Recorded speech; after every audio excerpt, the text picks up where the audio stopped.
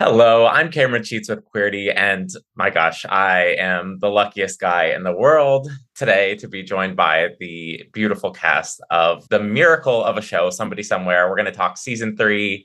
We've got Bridget Everett, Maryc Catherine Garrison, Jeff Hiller, Murray Hill, and TIm Bagley today. Tim, I know you joined the show in the second season. I'm so thrilled to see how seamlessly you've become a part of this family. And I mean, I know you also have a habit of kind of being the MVP of every show that you appear on, but I mean, what can you tell me about the experience of truly becoming, again, part of this Somebody Somewhere family? Well, it was a real gift to be able to see that first season and watch it, and I just kind of fell in love with everybody and thought that Jeff was so brilliant. So to step into that relationship, it was very easy for me to just be in love with him. It's my favorite job that I've ever had. I just usually nobody wants to hear or see somebody my age and like a comedy person being in love and all the complexities of that. And so for me, that was a real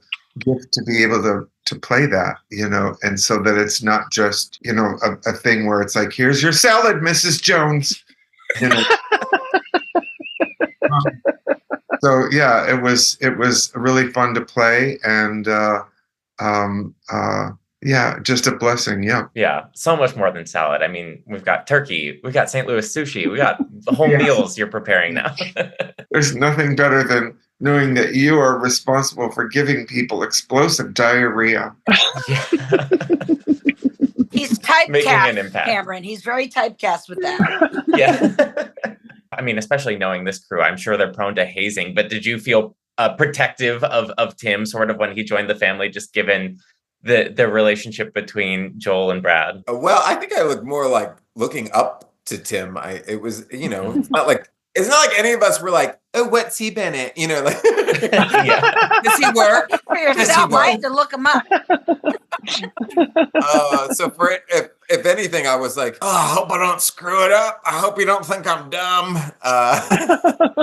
But I do feel very protective of Tim and of Brad. I know it's dumb when actors talk about their characters in third person, but I do feel very protective of both of them. Well, I mentioned hazing, only slightly joking, but because the Ding Dong Dorm has a storied history with some of this cast, and I actually don't know for sure. Did we return to the Ding Dong Dorm for production on this season? Jeffrey and I stayed in the same place, and I'm just going to say had our own bathrooms, Cameron. We had our own bathrooms. Well, Jeff, can I tell him because we've known Cameron for a while. We saw him at a party a couple of months ago.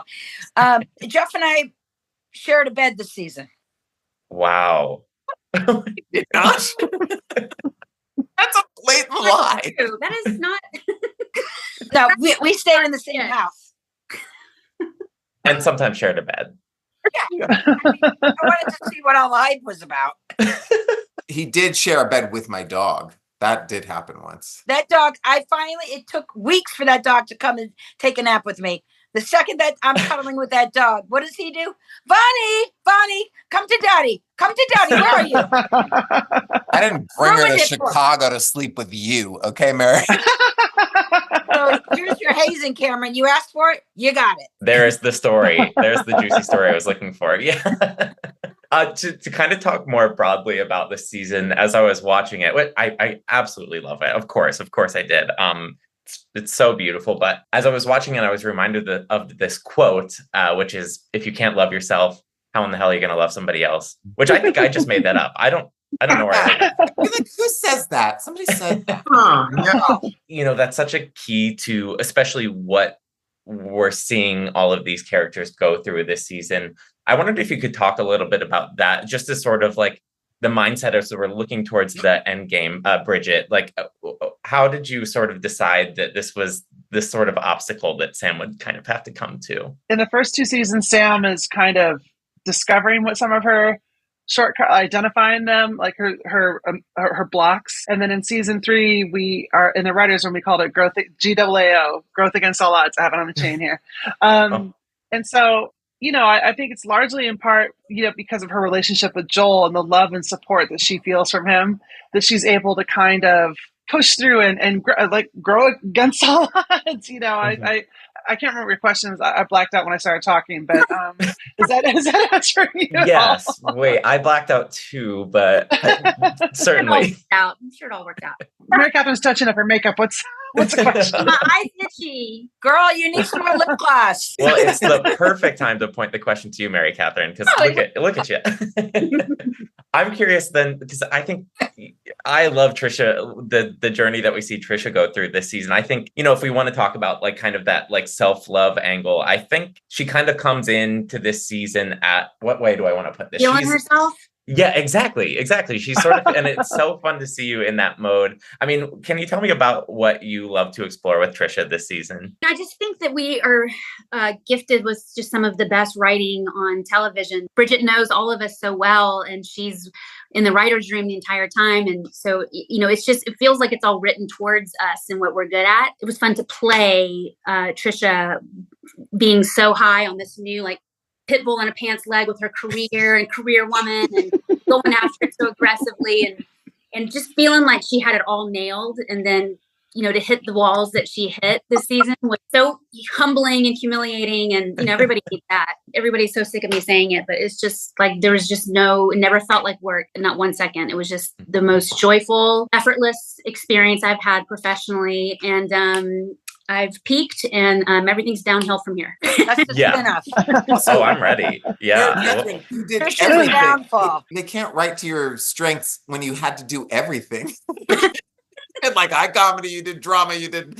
I mean, give yourself a little credit. I just feel like they figured out our voices so well, and it was just, I got to do so much as an actor, and it just was really gratifying. This being the farewell season, I know, how much these characters, how much this time you've all spent together and worked together has meant a lot. And I also imagine that Lamont, Illinois feels like home in a lot of ways. And I wondered if for each of you, if you have keepsakes or anything you're keeping with you from your time on set or, around town that will always remind you of this show. I mean, I actually was missing Lamont the other day. I like that it was this small town outside of a big city.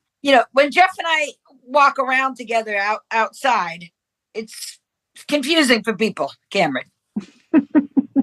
Not just the height difference, but they're like, are they together? Are they friends? What are these two people doing in suburbs of Chicago? We've always kind of walked with a little trepidation because, we're queer in America, but that's another story. What was the name of the town we stayed in, Jeff? Naperville.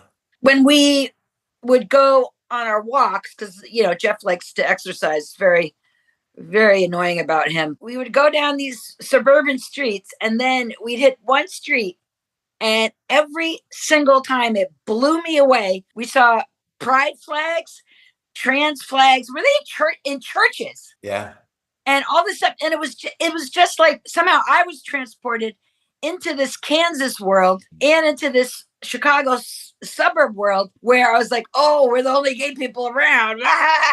Scary. We'd walk down the street and we're everywhere, Cameron. So that's the big loop and that's what I love about the show is that it didn't necessarily show, pride flags in the church window, but it had me, Jeff, and Tim, which is a little louder than flags in a window. Wait, you said flags? Okay, fine. Yes, but I could have said the other word because that applies too. We're also they're doing a screening in Lockport, Illinois, which is sort of the main town.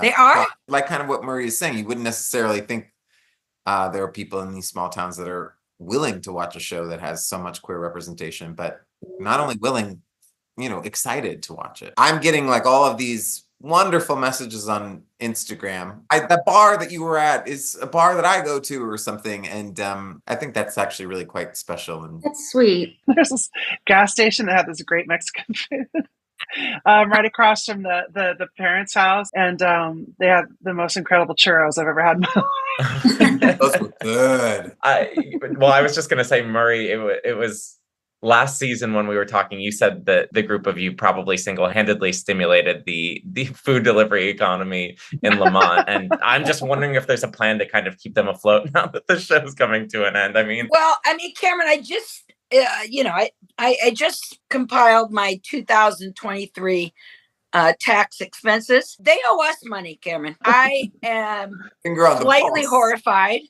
about the delivery receipts from Chicago, from Illinois. They owe us money.